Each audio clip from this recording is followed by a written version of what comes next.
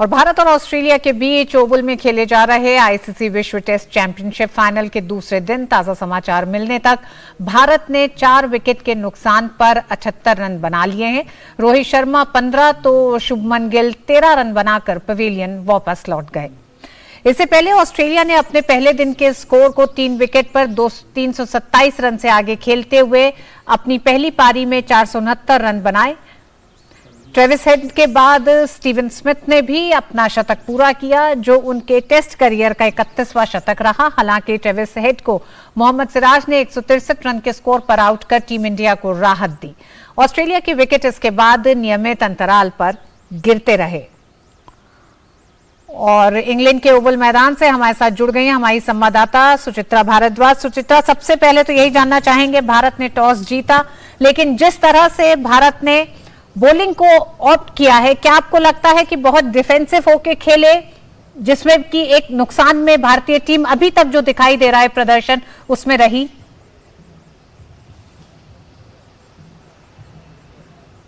जी बिल्कुल ऋतु, एक defensive approach कही जा रही है कप्तान रोहित शर्मा की, क्योंकि कल सुबह जब उन्होंने टॉस जीता था उस वक्त आसमान में बादल छाए हुए थे और पिच पर थोड़ी घास भी नजर आ रही थी और लग रहा था कि उस वक्त अगर वो पहले बल्लेबाजी का फैसला करते तो ऑस्ट्रेलिया के जो तेज गेंदबाज हैं वो काफी परेशान कर सकते थे भारतीय बल्लेबाजों को और भारतीय जो टॉप ऑर्डर है वो सस्ते में निपट सकता था। तो उन्होंने यही सोचा कि ऐसी परिस्थितियों में ऑस्ट्रेलिया को पहले बल्लेबाजी करने दी जाए। एक अच्छी शुरुआत मिली थी भारतीय गेंदबाजों को, लेकिन वही जो एक शुरुआती 1-2 घंटे थे वही मुश्किल थे। उसके बाद जब धूप निकल आई तो बल्लेबाजी करना काफी आसान हो गया, जिसका पूरा फायदा उठाया स्टीवन स्मिथ और ट्रेविस हेड ने। लेकिन जिस शुरुआत को, जिन हालात को रोहित शर्मा कल टालना चाहते थे, आज जब भारतीय टीम आई बल्लेबाजी करने के लिए, हालांकि धूप खिली हुई थी, बादल नहीं थे, कल के मुकाबले कहीं ज्यादा आसान परिस्थितियां थी, लेकिन परिस्थितियां कैसी भी हों बल्लेबाजों को एप्लीकेशन जरूर दिखाना पड़ता है।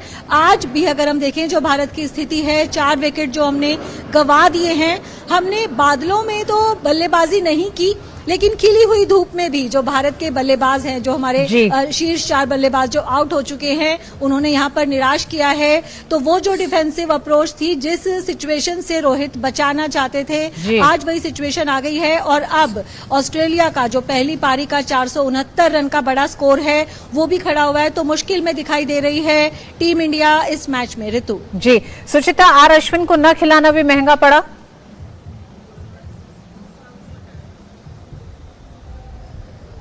आज बिल्कुल कहा जा रहा है कि आर अश्विन जिनका कि ऑस्ट्रेलिया के खिलाफ शानदार प्रदर्शन रहा है, यहां पर रोहित शर्मा को लगा कि शायद स्पिनर्स को उतना असिस्टेंस नहीं मिलेगा, इसलिए उन्होंने 4 तेज गेंदबाजों को यहां पर खिलाया। लेकिन जो बड़े बड़े दिग्गज हैं वो यही मान रहे हैं, सचिन तेंदुलकर तक ने भी यही कहा है कि आर अश्विन जैसे गेंदबाज के लिए उन्होंने गेंद स्पिन कराने के लिए किस तरह की पिच है ये उनके लिए कोई मायने नहीं रखती।